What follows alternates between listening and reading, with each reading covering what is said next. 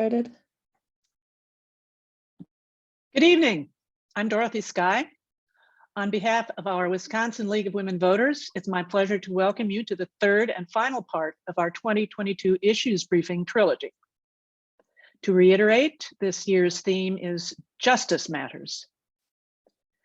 Tonight's focus is on environmental justice, and the keynote presentation is titled PFAS, Our Love-Hate Relationship and Its Impact on All of Us.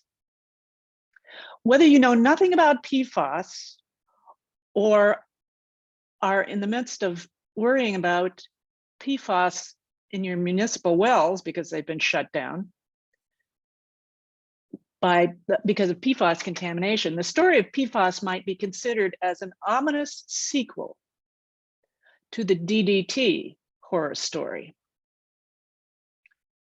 A reminder again on logistics.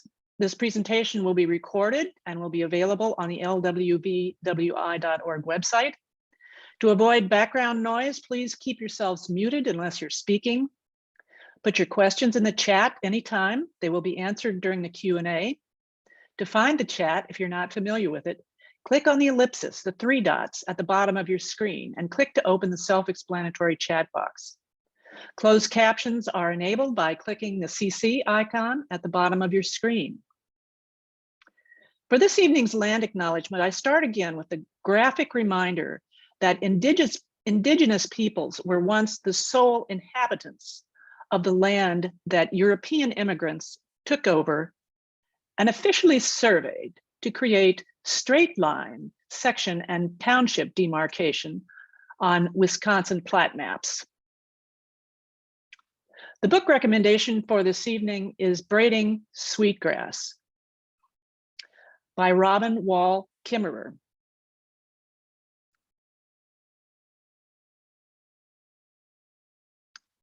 Next slide. Yeah, thanks.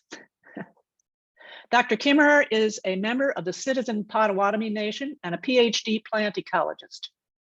Her well-told story is a fascinating elaboration on this quote from page 26 of her book. Quote, "In Western thinking, private land is understood to be a bundle of rights, whereas in a gift, indigenous economy, property has a bundle of responsibilities attached." Wisconsin League member Dr. Renee Gralowitz, a retired UW-Oshkosh professor of Native American Studies and member and peacemaker of the Brothertown Nation, informed me of a sentinel linguistic fact. In the Anishinaabe language and other indigenous language, and therefore in their thought processes, there is no it. Instead, to further quote Renee, all the animate and inanimate elements of our surrounding ecosystem are envisioned as relatives. We have a deep familial relationship with them that must be honored and cherished. How can we rekindle the spirit of the indigenous people and their language and incorporate the teachings of their ancestors in our public school curricula for the benefit of all of us? Here are a couple of websites to help our state and local leagues become advocates. The first is Wisconsin First Nations at wisconsinfirstnations.org is the website. Other excellent relevant offerings can be found on the Wisconsin Department of Public Instruction website. Here's your preview of the rest of our agenda. And with that, I'll hand things off to David Petering, UW-Milwaukee Distinguished Professor Emeritus of Chemistry and Biochemistry, who will help us understand what is environmental justice and why should we care. Dr. Petering?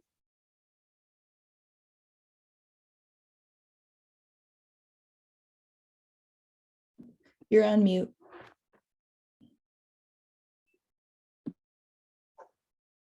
I'm unmuted. Good.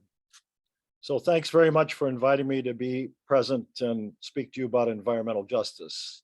Let me share my screen here and we'll get started.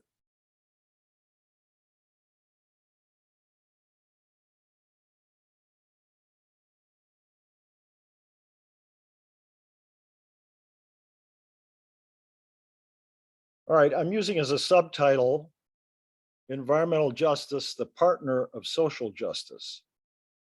So let's begin by having a look at a common definition of environmental justice. Environmental justice is the right of all people to live, work, and play in healthy environments, both the natural environments that they find themselves in. Now, you notice in this definition the adjective healthy, and surely there's a focus of environmental justice on health and our health in the environment, if you will. So I want to just look at what we mean by the determinants of health. So one starts with a fixed genetic endowment, your genes as you come into this world. And as you move through your life, you're exposed to what we would call the social environment and the physical environment. And together, those lead to your overall well-being. Now, that might be, depending upon the nature of that social environment or physical environment, that might be more slanted toward ill health or good health. And so we recognize that the social and physical environments are very important as they interact with your genetics and determining your health outcomes, if you will. So let me start out with something that's probably more familiar to you, and that's something about your social environment. And discussing the work of Professor David Pate, who's a UWM Helena School of Social Welfare professor. And in this article, he's talking about toxic stress that inner city residents feel. Now, that toxic stress is manifested in the health of those individuals. So what is he talking about with respect to toxic stress? Not enough work hours, minimum wage jobs, therefore not enough money to support family, food, clothing, shelter, poor employment readiness, poor education, lack of transportation, the problems that these people are facing endemically goes on and on, if you will, and they accumulate into an environment, a social environment of toxic stress. Now, what is not discussed in this article at all is sort of the companion to this, and that is environmental stress. And if you think about the inner city, for example, we know that people are exposed lead in their homes and in the soil, to housing allergens that cause asthma in children, to persistent noise, and the list goes on. So there's this issue of social environment, but also physical environment that together lead to problems of ill health that are well known in inner city communities. And so in relationship to the concept of environmental justice, we speak about environmental injustice.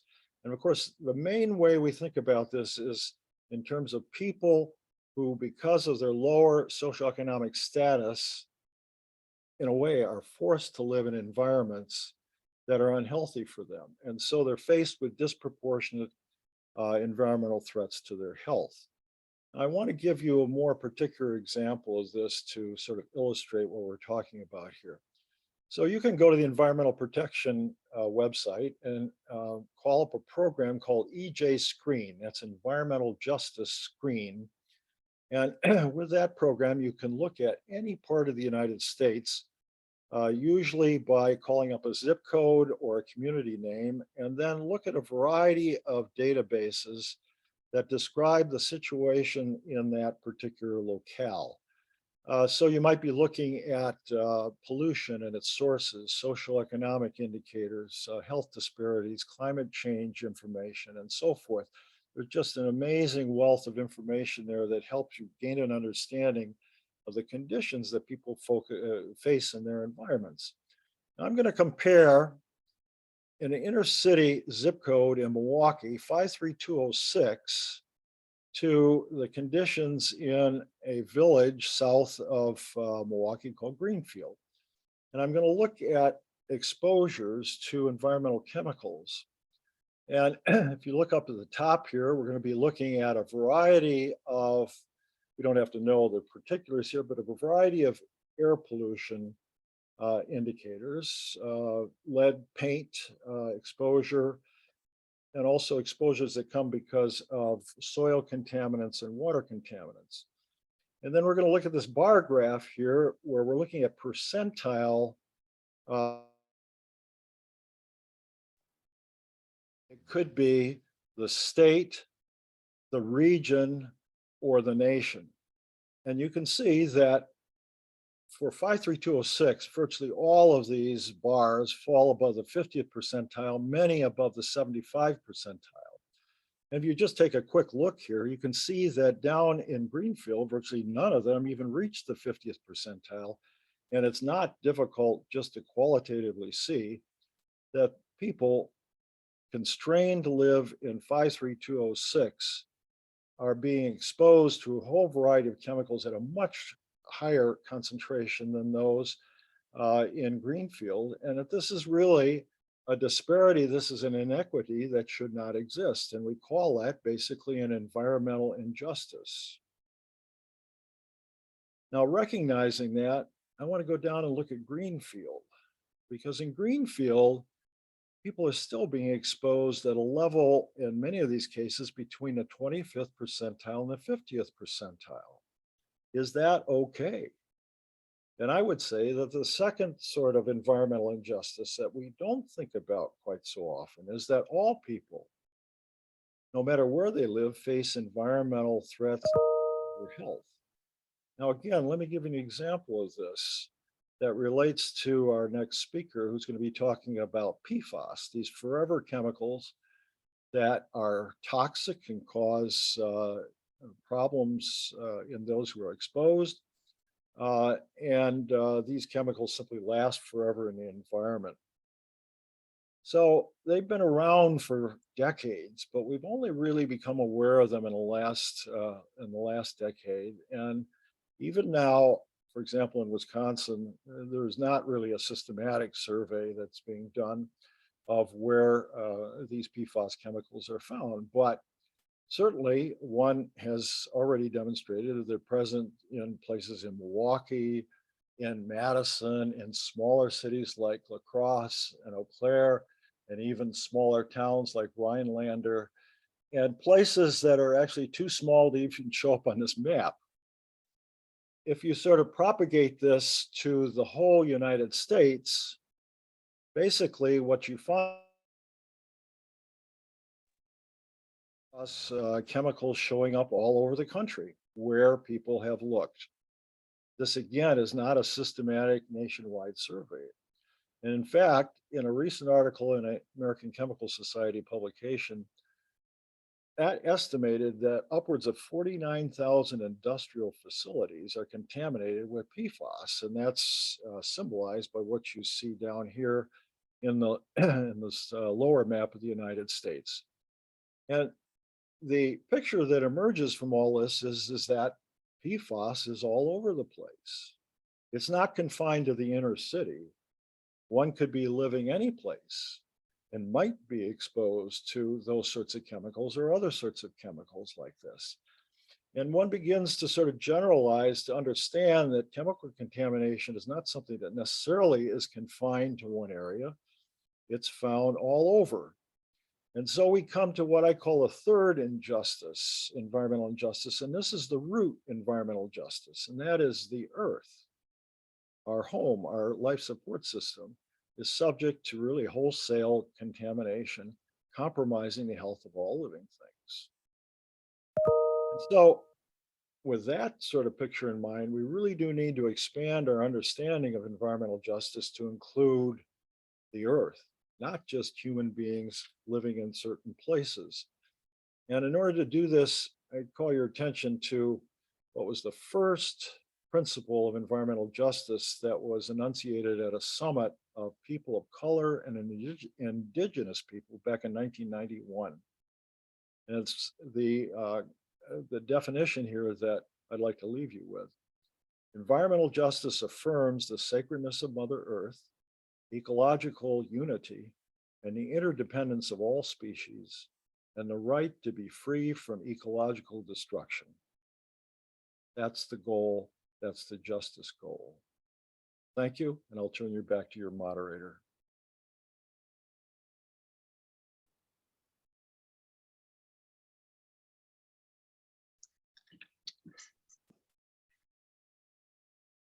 Thank you, Professor Petering. Obviously, our social and physical environments are inextricably connected, and they profoundly affect our health. And I like that phrase, that environmental justice affirms the sacredness of Mother Earth.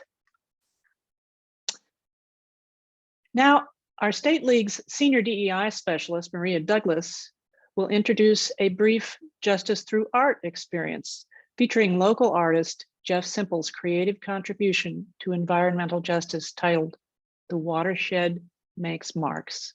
Maria? And on to the video, Molly.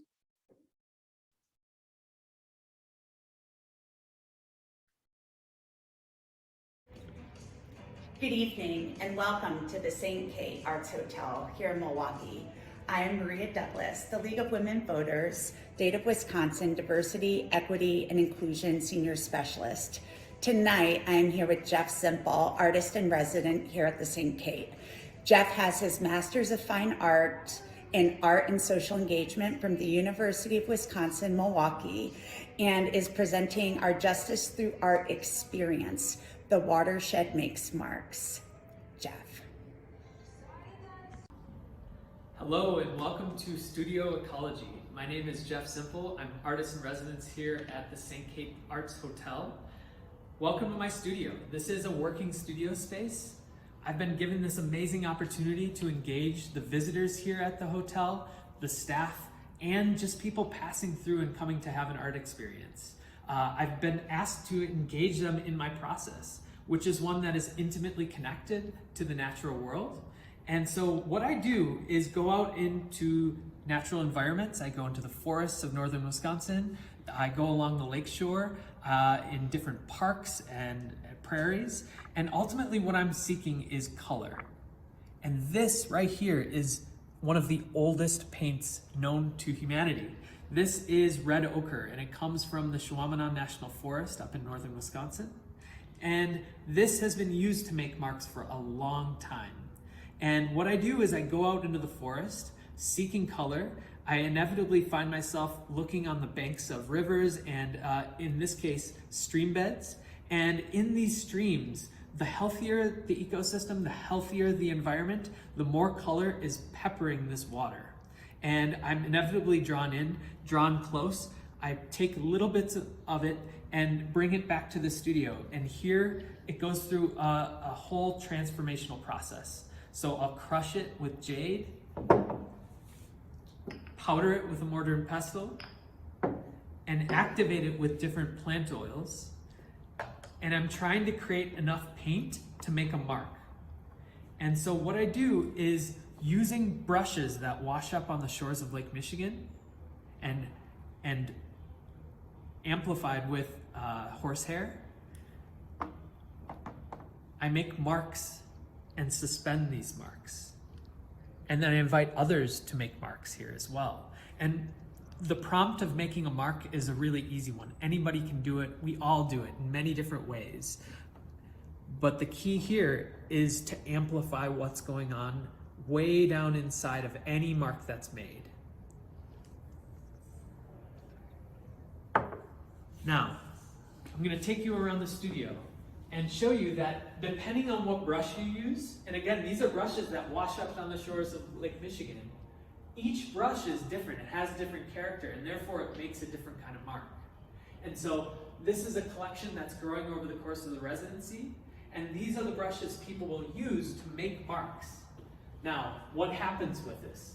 As they set it in motion, I investigate it with a camera, I light it, and see how it moves at the microscopic level. And so these are the product of that transformational process. And these are the key to the studio and engaging the audience that comes through here. Because they inevitably ask, what is this color? What are these forms? What am I looking at? And it's the start of a story that pulls them back to the watershed. It pulls them back to the whole state of Wisconsin and all of these lush, vibrant environments.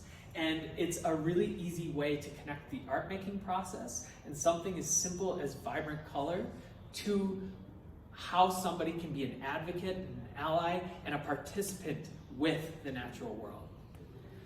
So the main prompt today was to talk about how the watershed makes marks. And what I've done is collected 3 different jars of water, one from Lake Michigan, one from the Milwaukee River, and one from Washington Park in Milwaukee.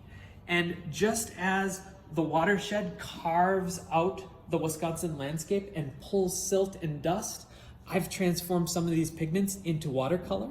And you see here 3 very unique markings made by the water itself.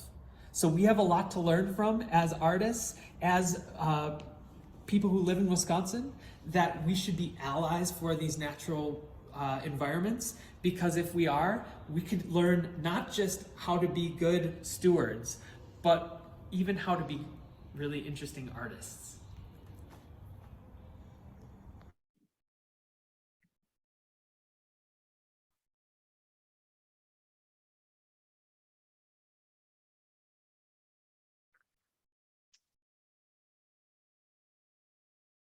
Thank you, Jeff, and thank you, Maria.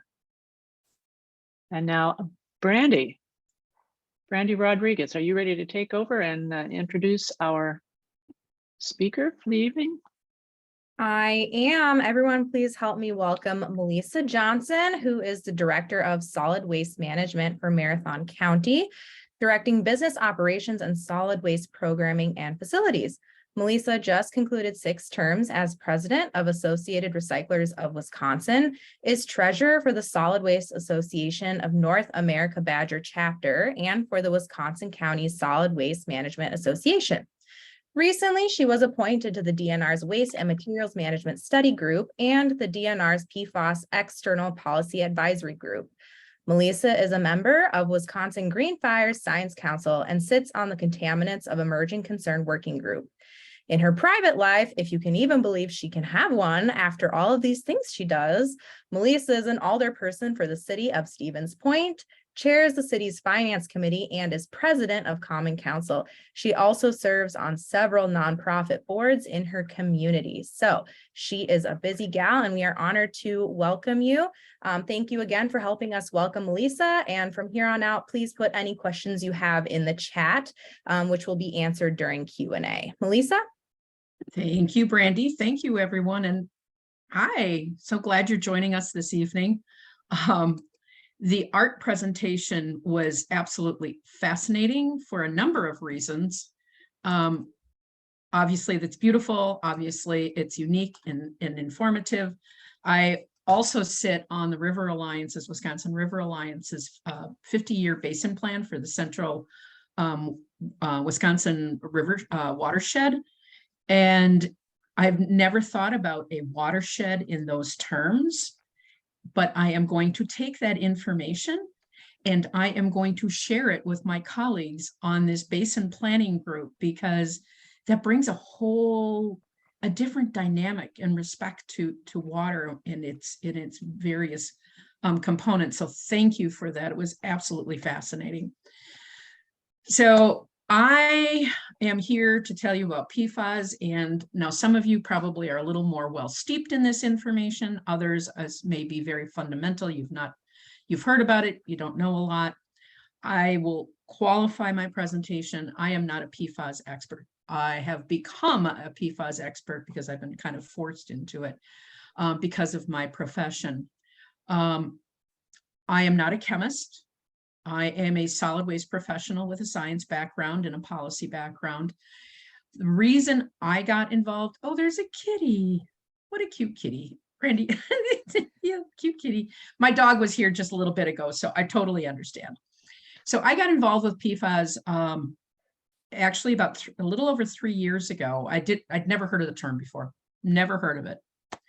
And about 3.5 years ago, all of a sudden, I was starting to get letters from wastewater treatment facilities because my landfills produce what's called leachate, all the liquid that percolates through the garbage and then has to go out for wastewater treatment before being exited, and in my case, out to the Wisconsin River. And all of a sudden, the wastewater treatment facilities were saying, we don't know if we want your leachate because it might contain this new contaminant called PFAS.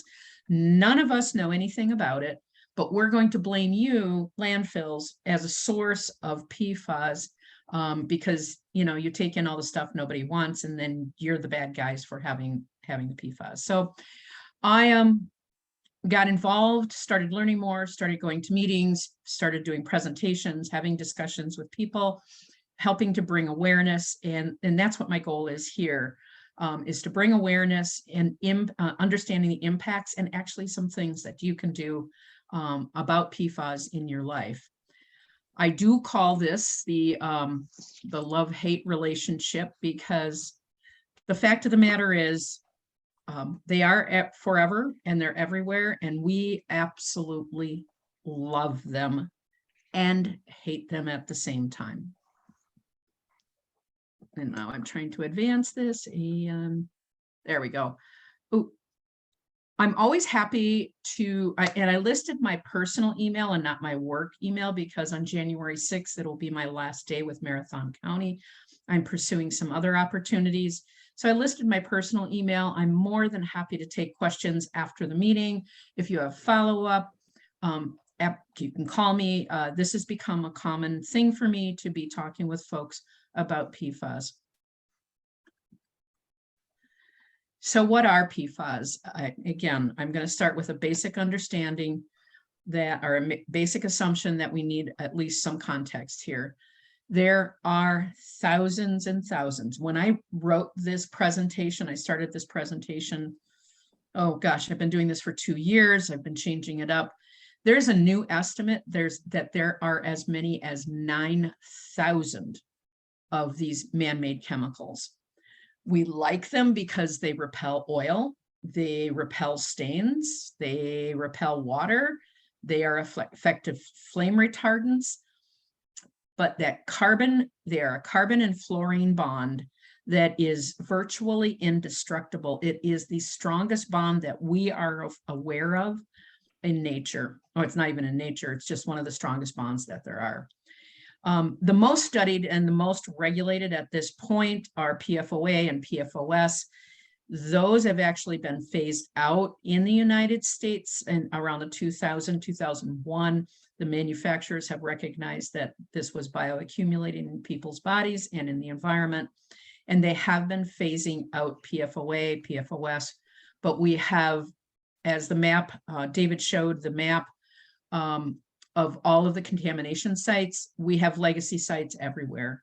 I mean, you could literally probably go in your backyard, sample some soil, and you would probably get detects on PFOAs, PFOS. So sources of this in our life, if you know, if you did any plumbing over the weekend and you use some plumbing tape, some Teflon tape, that has PFAS. And interestingly, when the DNR came to solid waste facilities and said, we want you to start sampling for PFAS, and we were like, well, how do you know where we're going to source? I mean, it was like, where do you want us to sample? What do we need to sample for? Because the reality is our pumps that we use have Teflon gaskets. So we know that we have, wherever we're sampling, we know that we're going to find these things. If you're owning any rain-resistant outerwear or rain-resistant gear for camping, paint, the thing that makes the paints glide beautifully on your walls, and we all love that, right? That is because of the surfactant quality of PFAS. Food packaging for adults, and this came from the Department of Health Services in a WISPAC meeting, so the Governor's Council on PFAS. The #1 source of exposure for PFAS for adults is the food we eat. Now, this can be for a variety of reasons. We're eating a hamburger wrapped in PFAS containing paper. or eating cookies or anything. Food packaging is heavily laden with PFAS, and I'll talk about that a little bit later on how that's transitioning. But food and water is our number one exposure. For children, interestingly, and you'll see the container of Scotchgard there, for children, the number one exposure route is the dust in their home. So if you have a Scotch-guarded or stain-resistant carpeting or furniture, that is probably some derivative of a poly or perfluorinated compound. Shaving cream, again, which makes it nice and glide across the face or legs. For shaving, it's the quality of the PFAS. Makeup. Most all-day makeup, especially the stuff they say, put your mascara on for your wedding because you're going to cry, so you want an all-day mascara. What makes it all day and what makes it tear-proof is PFAS. Glide dental floss is another source, and it's not just Glide, it can be many other things.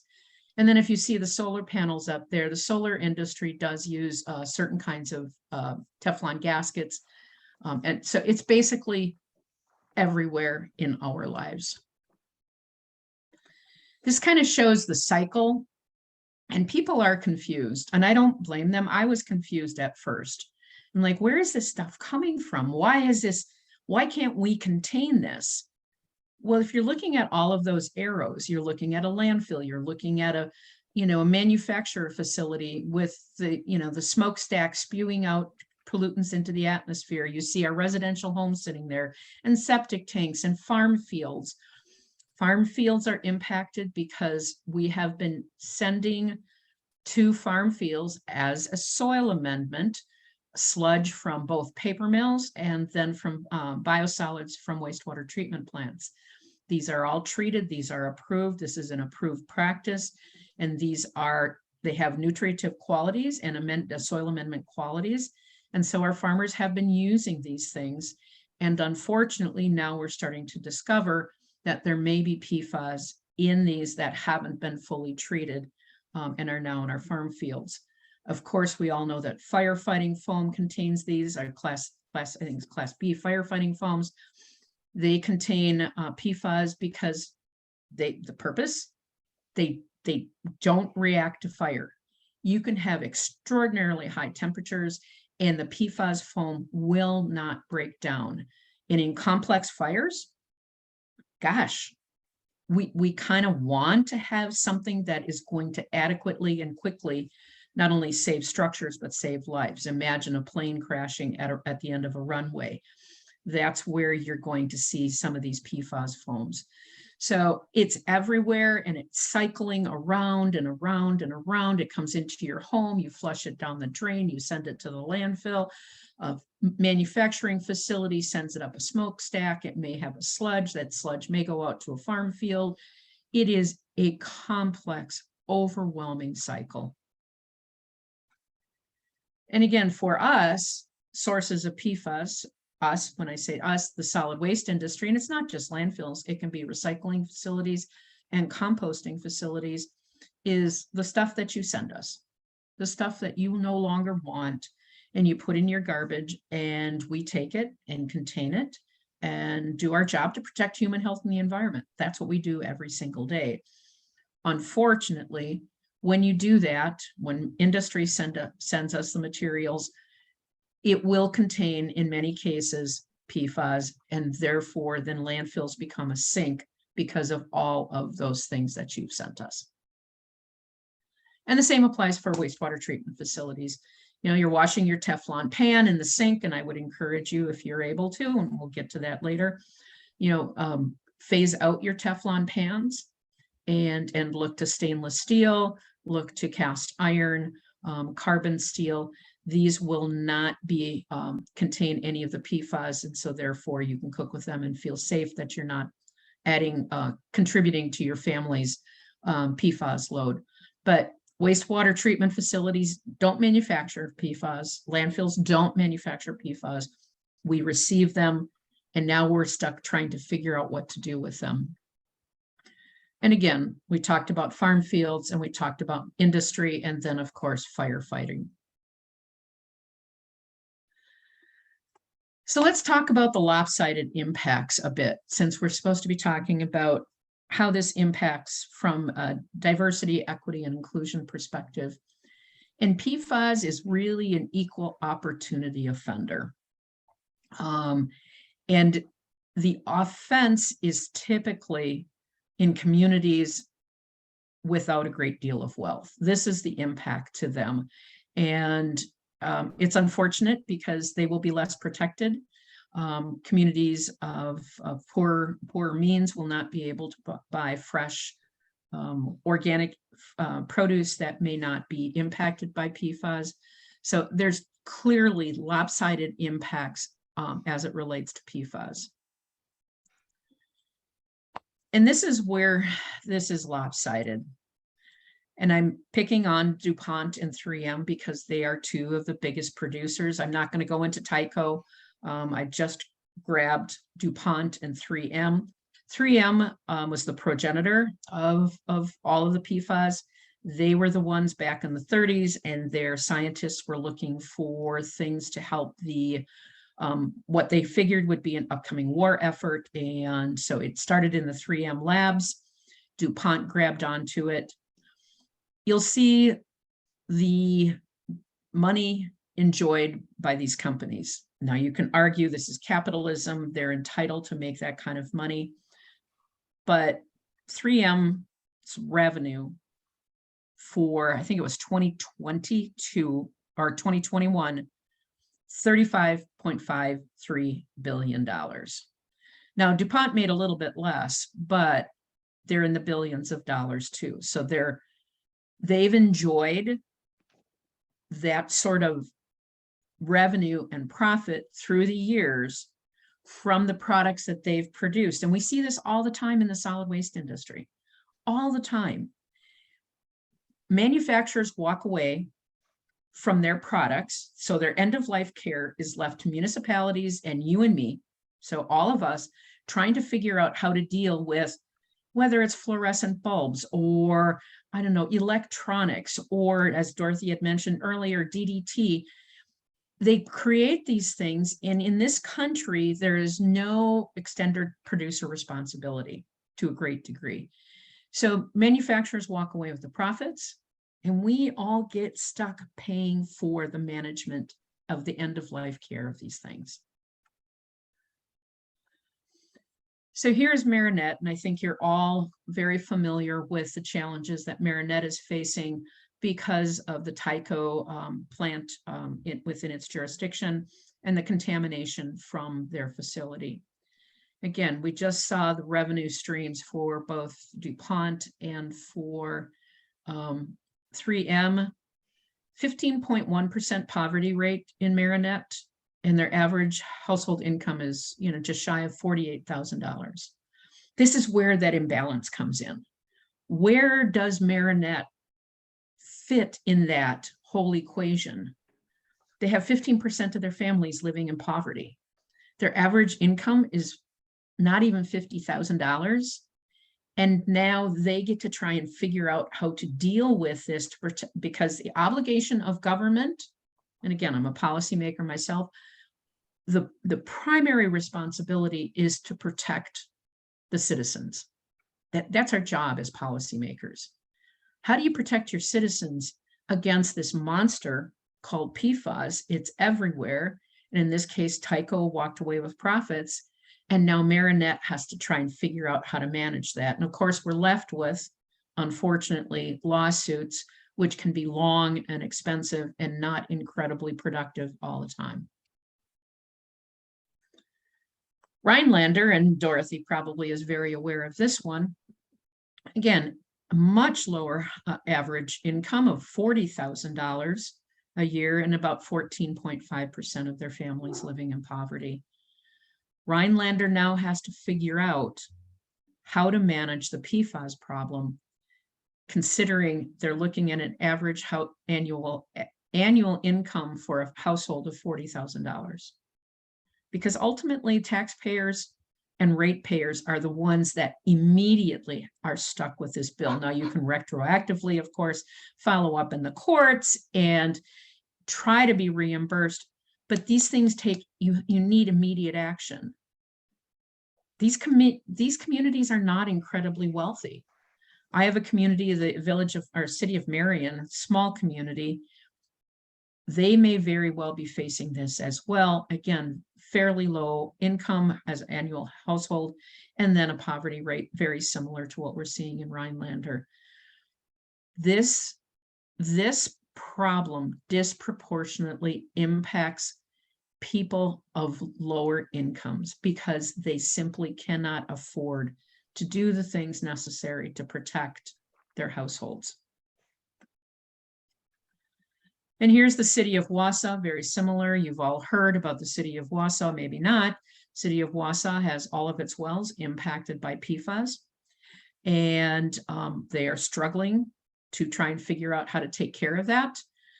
My colleague on Green Fire Science Council and on the Contaminants of Emerging Concern, John Robinson, who is also on the Marathon County Board, and he's also the chair of the public or the water utility.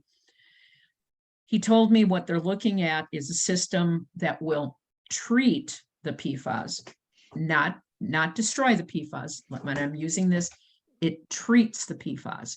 So basically it sequesters the PFAS that are floating in the water. It runs it through this system, captures it in a filter.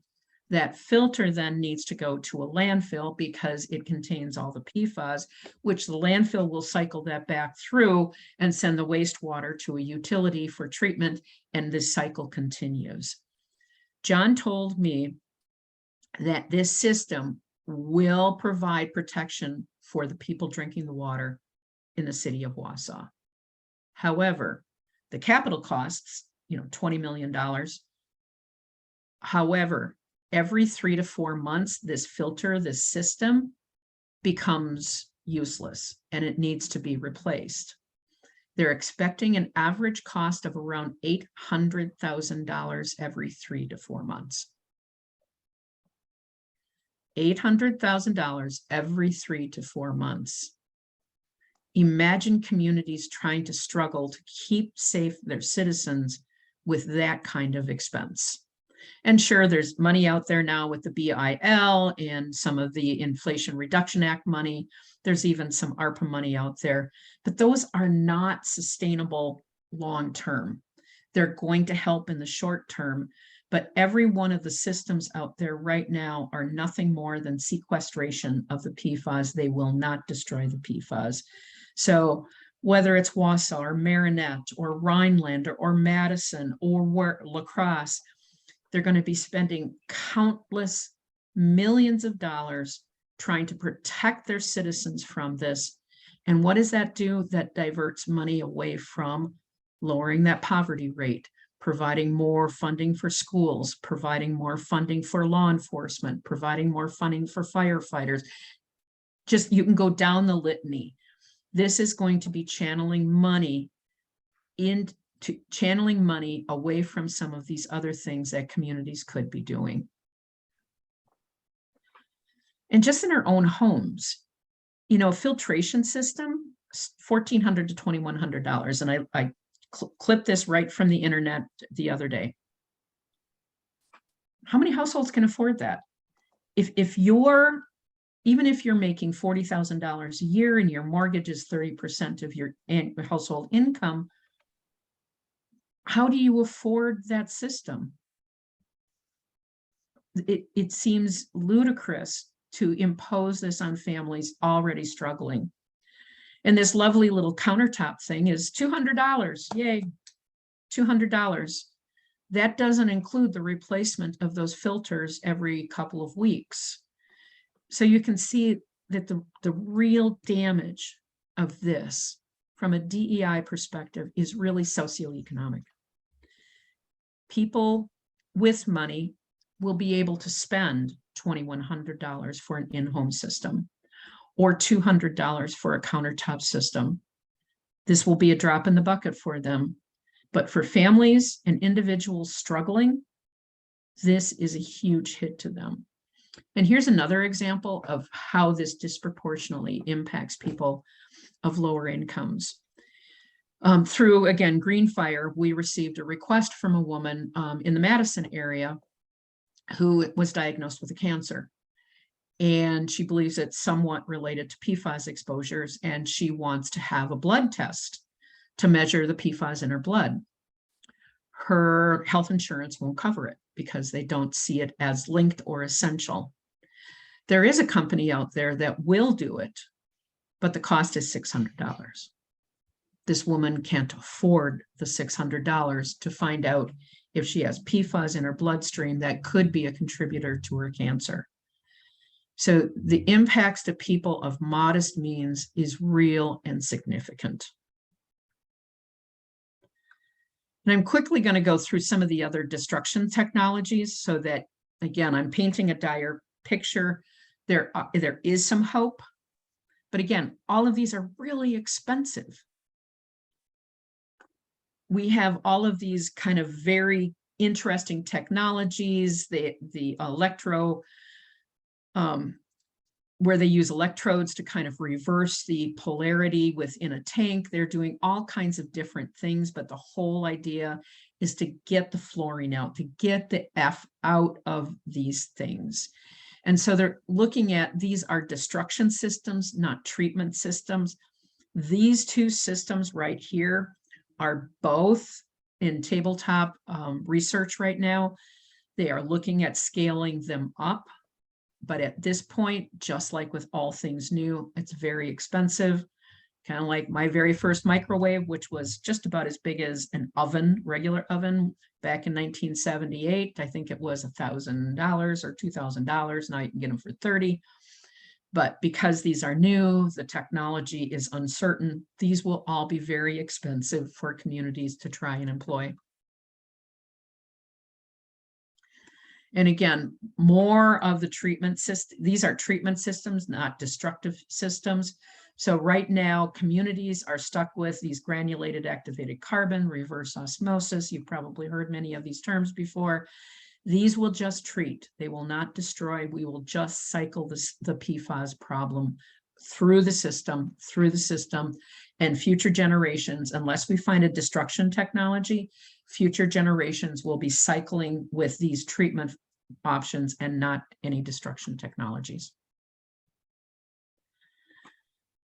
Again, I'm painting a dire picture. I like empowering people, because actually you have more power than you think. And this always comes to me because I was doing a solid waste presentation and recycling presentation to a group of students at Wausau West. And one young man said, "What can we do? We're just students. We can't change the world." And we were talking about, people who weren't recycling and people who waste too much and manufacturers making things that are hard to recycle. And I looked at the students and I said, how many of you are given either a debit card or a credit card, have a job? I said, you have trillions of dollars in purchasing power. That speaks loudly. So we have a lot of power. We just don't use it as well as we could. So the first thing, don't be fooled. Do your homework. There's this pots and pan commercial that comes out and they're talking about it's stick free. It's, your eggs will glide off and your day will be magically better. And then it says it's PFOA free. Okay. There are 4,000 to 9,000 different kinds of PFAS, which can be derivatives of some type of nonstick surface. So, be shrewd consumers, ask the question, well, it's PFOA free, but what about PFOS? What about PFBX? What about all of these other things? Again, don't be fooled. The consumer has tons of power. You can reject those and go to a stainless steel or cast iron or carbon steel.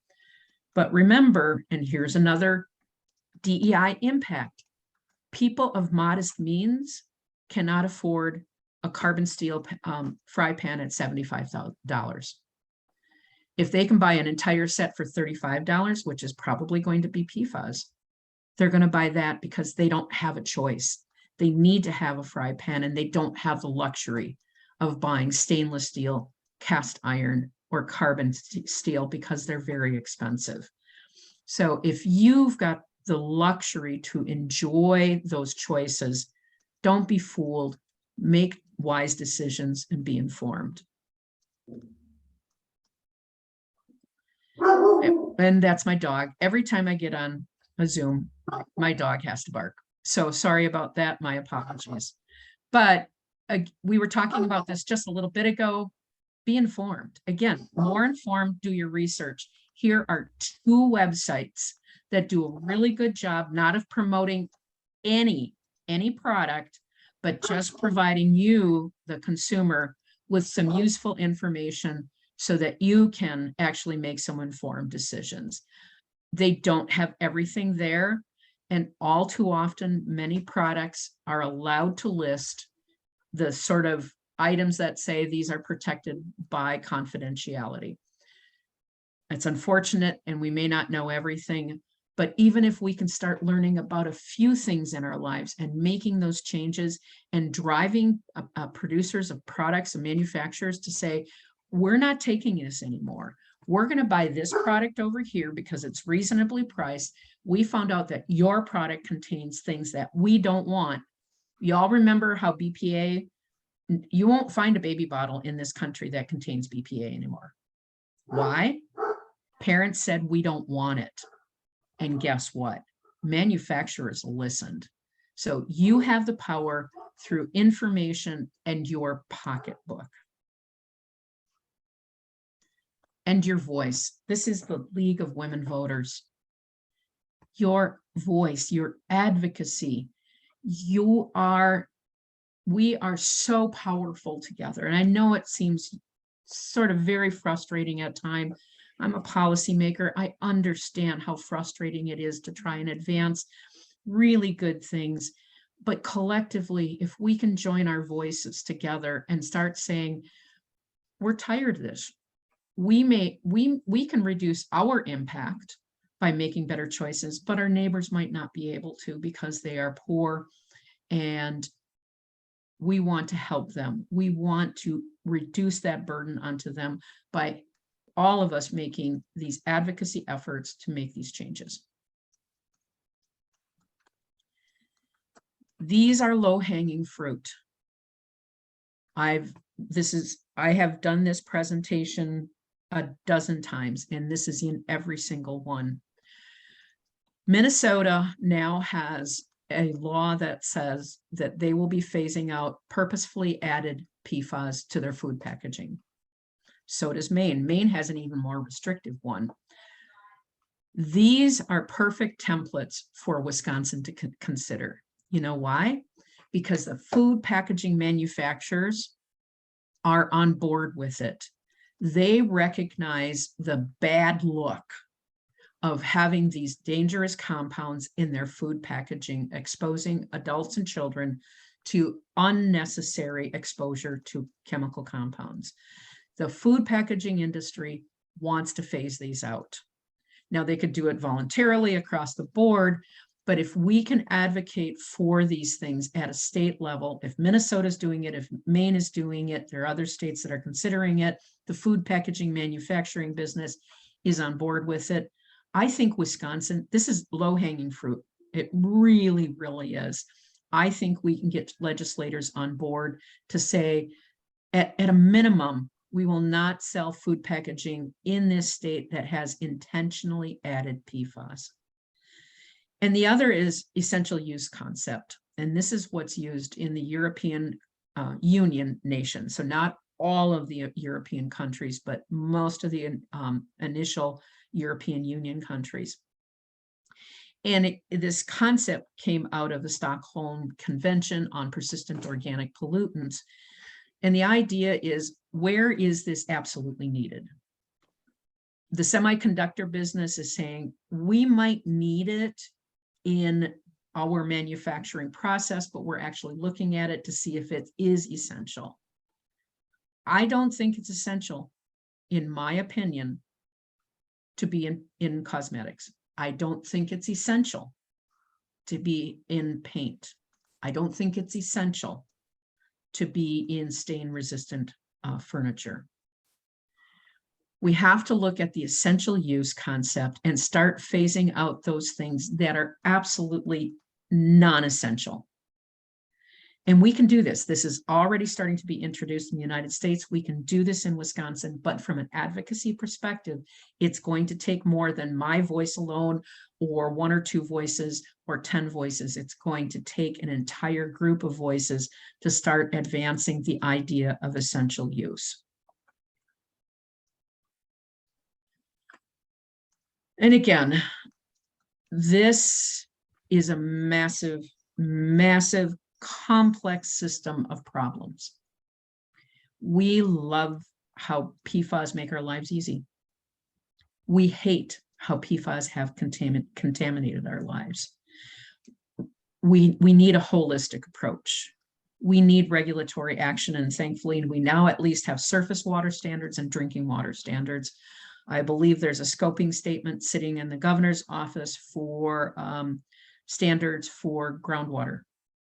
They're they didn't quite make it through the last round. Hopefully we can get some groundwater standards. We need funding for assessment, because just sampling is very, very expensive. So communities need funding for that initial assessment. They need money for treatment so they can immediately protect the people they're charged with protecting. We need mitigation strategies, and we need remediation strategies. All of these things are going to cost money.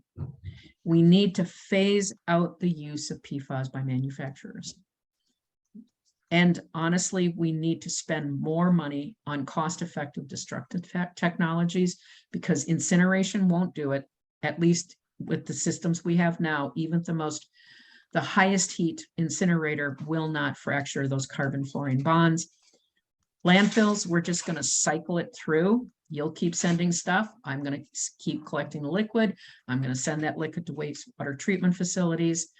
Wastewater treatment facilities are going to receive the effluent from your home. We're just going to cycle this stuff through. We need to destroy the carbon fluorine bond, and we need to focus on that money going into those. So that's what I have for you folks.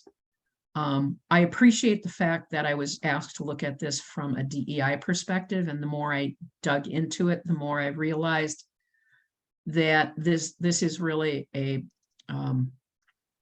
this is an offender that wants to hit at everybody, but it disproportionately hits people who are of modest means and communities of modest means.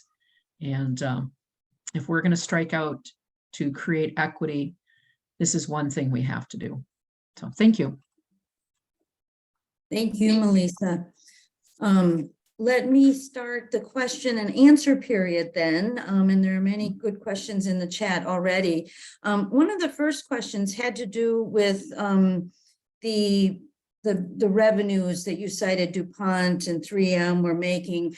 You know, years ago, the paper manufacturing industry that polluted quite a few of our streams and rivers and bodies of water were held accountable for the PCB contamination that they allowed into the environment. Do you sense that that sort of same timeline might come for manufacturers of PFAS-laden chemical? I wish I could say I'm hopeful that that's going to happen. I think it will end up being a forced sort of thing through the courts. But you have to remember, we started polluting with PCBs back in the 20s and 30s, or even earlier it could be. And we didn't start coming up with an answer to the cleanup for the Fox River anyway, in the Bay of Green Bay.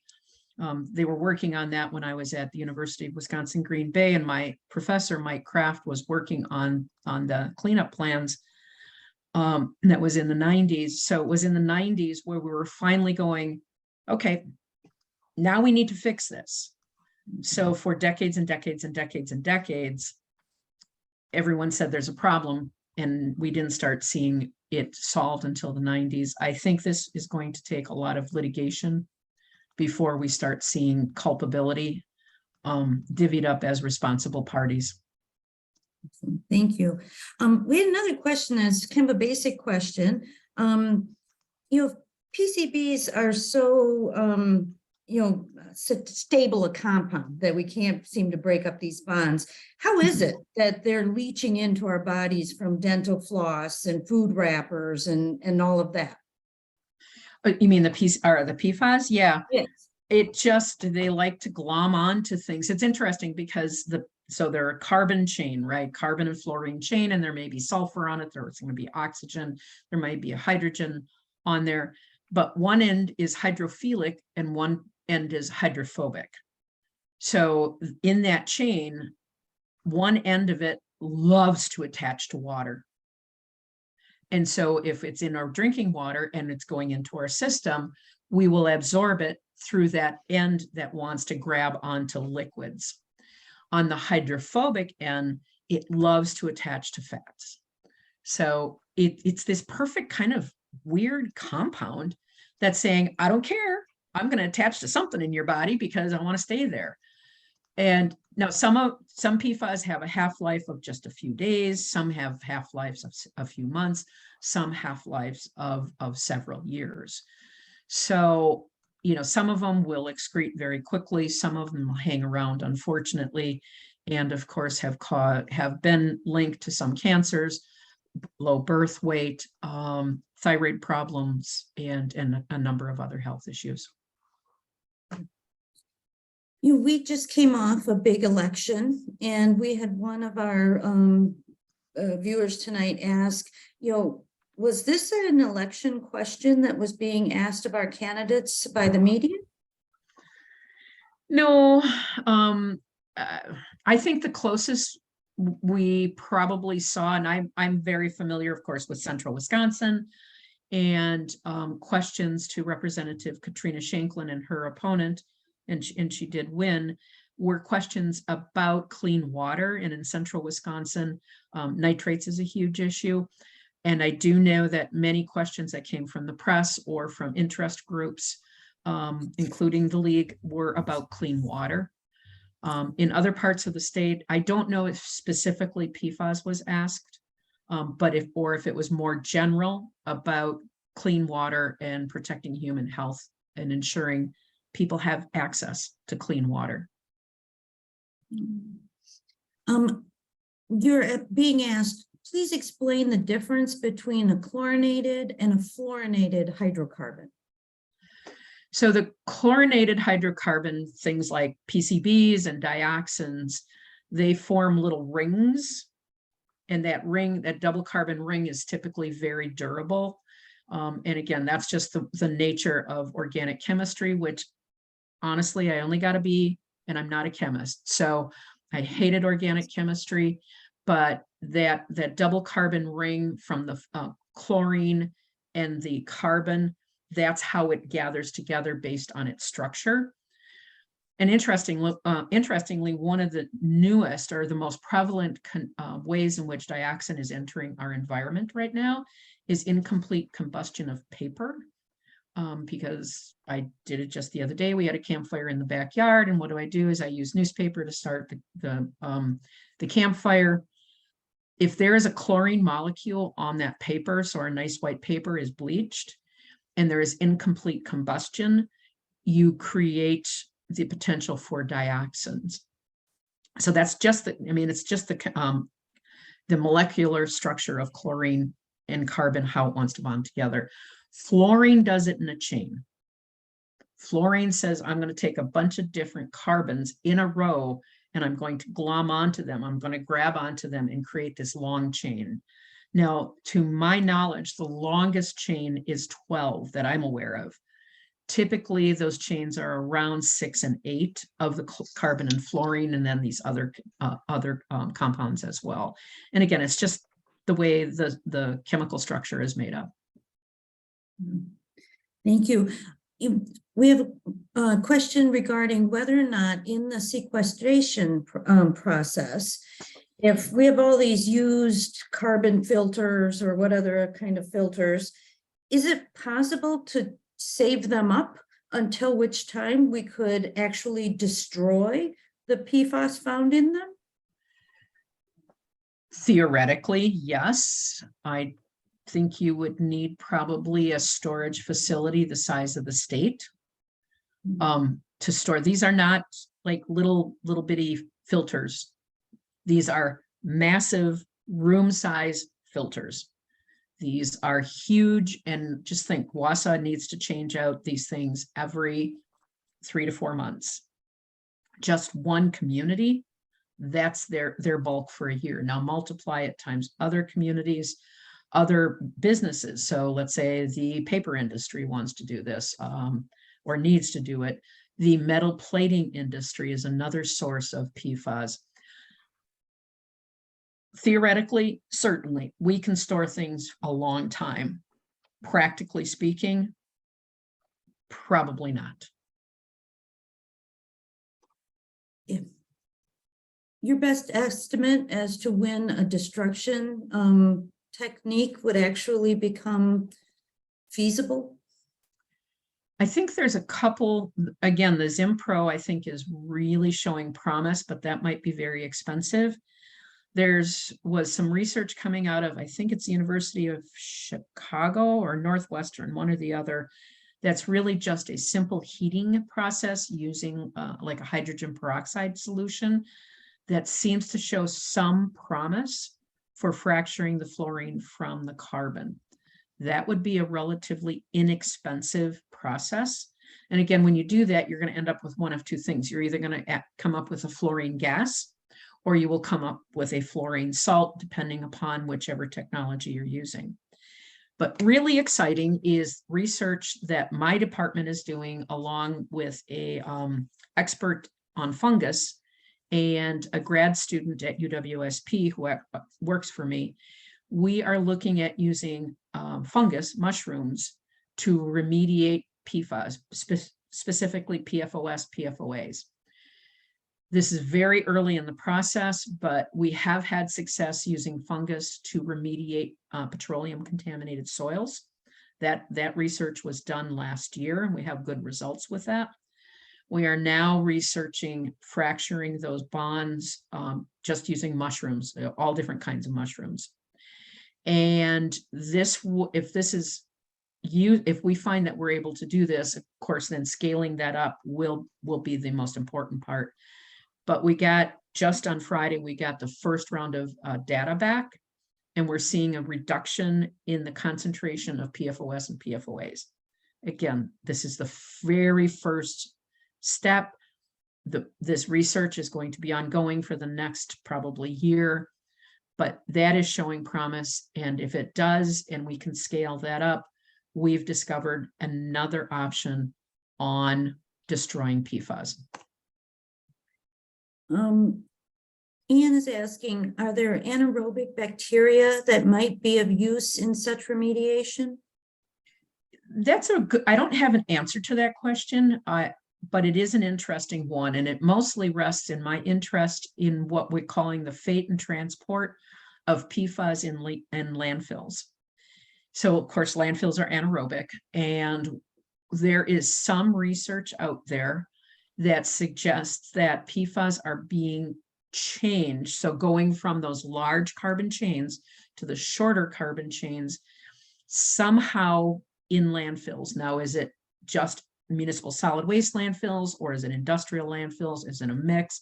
Does it depend what your temperatures are, what your organic material looks like?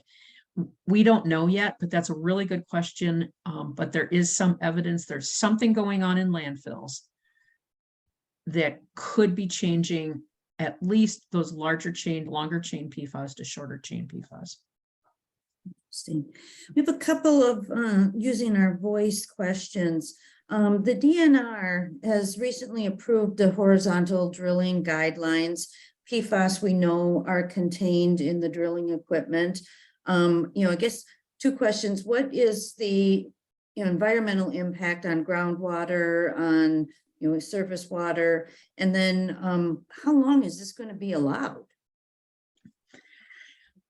I don't have any factual information on that, so I don't know that I'm best to answer that as it relates to what is the impact of groundwater and surface water. Now, in drilling, I'm assuming if they are breaching into the groundwater and they're using a fluid that does contain PFAS, just from a practical perspective, it seems that there is going to be some contact between groundwater and the drilling fluid. Again, they may have protocols that prevent that. I don't know. I'm not an expert there. How long will it be allowed? That I don't know either, but using our voices, I think it's fair to say we don't want it. We're done with it. Is it essential use? Is it essential in drilling to have a PFAS containing drilling fluid? I don't know that, but maybe that's one of the questions. Are there alternatives that give you similar results at a similar cost that's more protective of the environment? And then we have one listener who is curious for you to repeat the types of cookware that would be safe and PFAS free. So of course your cast iron is just plain old cast iron, and one of my favorite for frying up a steak or cooking bacon. Also stainless steel. So my kettles downstairs are transitioning into stainless steel kettles. And then carbon steel, which is a wonderful thing to cook with, but it's quite expensive. And you can just Google any of those and you can find different products. Fleet Farm has a lot of cast iron. I mean, these things are available, but they're expensive. So if you have loved ones of modest means and you want to give them something wonderful for Christmas, maybe start giving them something that is PFAS free for them to cook in. You spoke a little bit about preserving Mother Earth, if you will, for the next generation. How do we as league members use our voice to best ensure that what we do now is a positive impact on tomorrow's generations?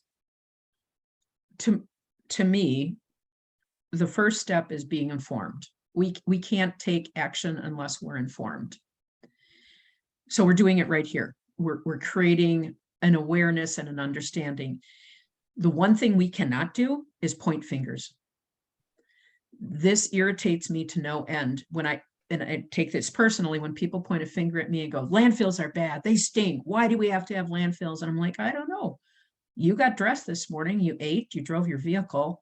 I see you're using notebooks and you decided to have a soda. We all produce waste. The minute we start pointing our fingers and saying somebody's bad, somebody's done something bad, they should fix it. What we've done is we sort of Pontius Pilated it. We said we're washing our hands because we're not responsible, somebody else is. So becoming aware, stop pointing a finger and start making changes that you can make, and then work collectively to build advocacy campaign and know what you're asking for. And every single time I've gotten a bill passed and signed into law, we always knew what we were asking for, but we also knew, the boundaries of what we wanted and how far we would go either side. So building an advocacy campaign on this, and this is why I suggested that low-hanging fruit of purposefully added PFAS into food packaging, and then also the essential use concept. The more people we can get on board with this, and not, and again, this isn't about blaming. We're not blaming the food packaging industry. They didn't decide to do this to be mean to people, to hurt them. It's what was done. It's kind of like with PCBs. We like the qualities that it provided in our carbonless paper. We are a part of this. So learning, don't point a finger, become a part of the solution, create the advocacy campaign, and then go out and find partners to make that happen.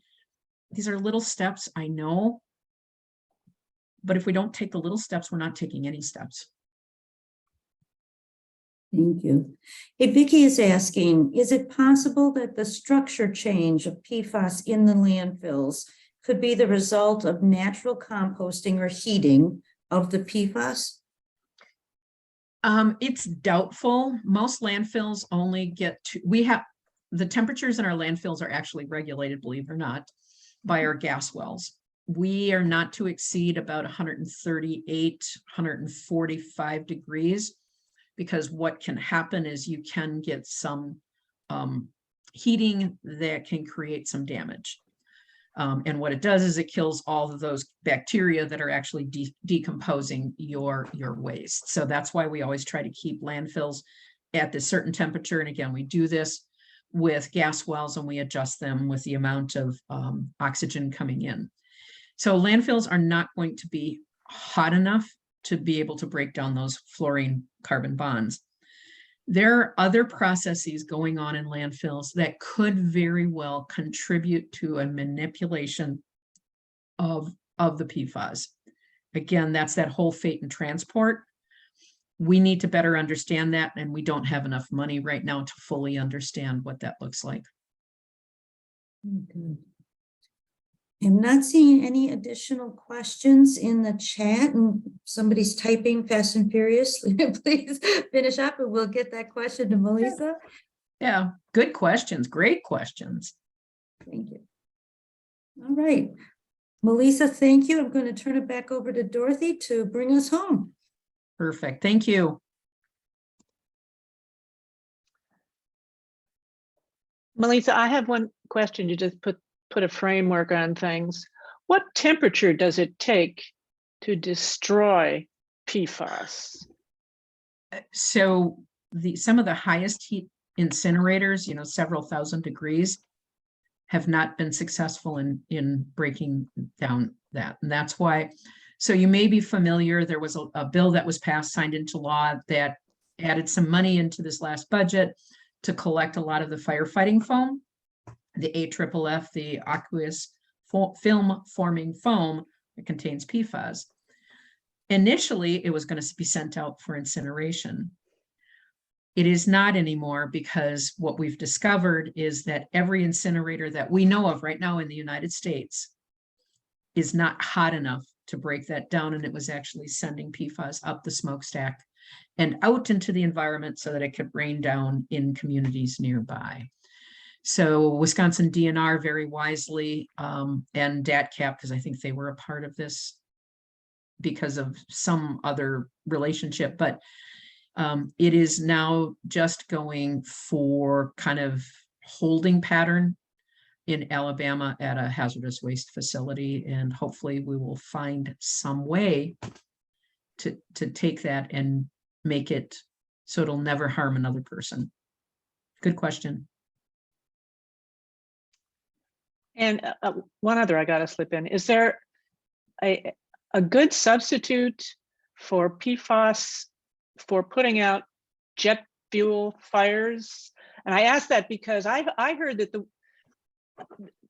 PFAS got a big boost and got turned into firefighting foams that were incorporated into practice drills at every military base because there was a fire on board the USS Forrestal during the Vietnam War, and it so happened a piece of arm, a rocket went off on the deck, went into several jets that were about to take off, including the one that John McCain was supposed to be on if he wasn't off drinking his last cup of coffee. Wow. And that caused deaths, and it was a horrible fire. And so the US Navy asked 3M to please manufacture this, will you find a fire retardant? I do not know if a suitable replacement is available for those complex fires. And I'm trying to find out. So there was the paper mill fire up in Marquette, Michigan recently. I think it was Marquette.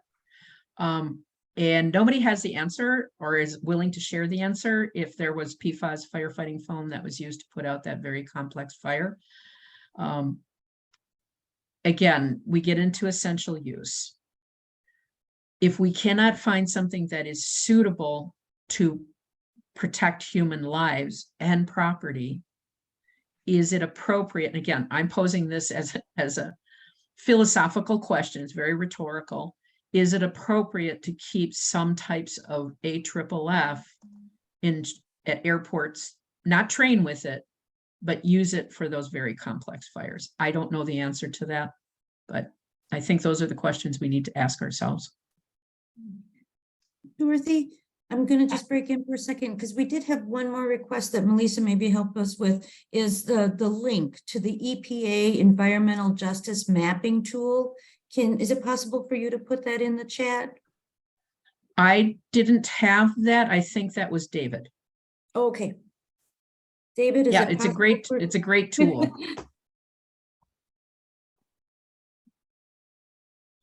We can, otherwise we can get it, and when we send the tape out to everybody after the probably tomorrow, we'll Yeah. send that along. Okay, thank you. Yep. All right. Thank you so much, Meleesa. This brings our Wisconsin League of Women Voters 2022 issues briefing to a close.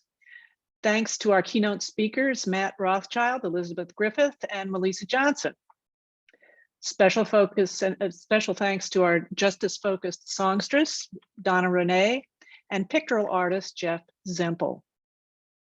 And thanks so much to the Wisconsin League staff who worked hard on all the behind-the-scenes details. Special appreciation goes to Ellen Penwell, our retiring membership and events manager.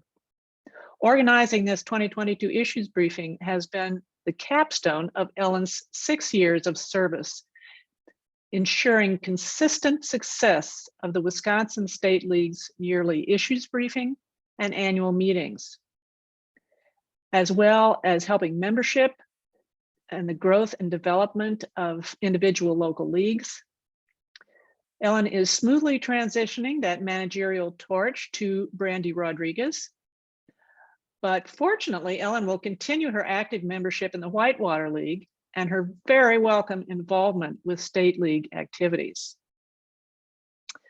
Thanks to you attendees.